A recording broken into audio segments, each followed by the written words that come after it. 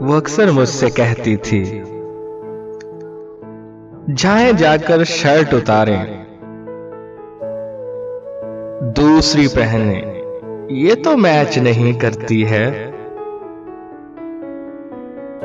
जाएं जाकर टाई लगाएं, पर्पल टाई। शूज तो मैंने रात ही पॉलिश कर डाले थे, फिर ये आपने क्यों पहने हैं? देखें सॉक्स भी ठीक नहीं है।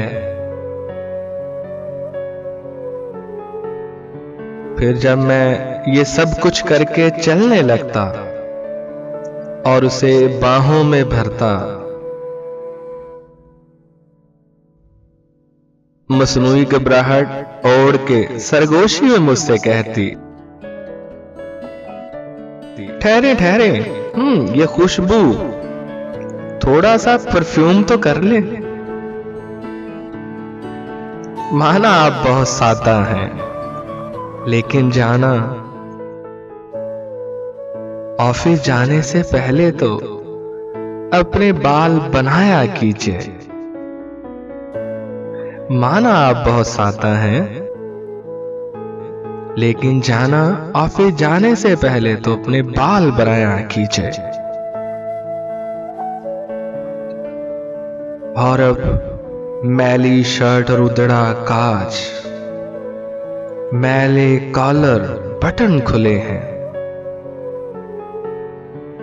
टाई नहीं है, शेव बड़ी है, बाल भी हैं बस उलझे उलझे, आंखें नींद से बोझल हैं और जूतों पर भी गर्द जमी है।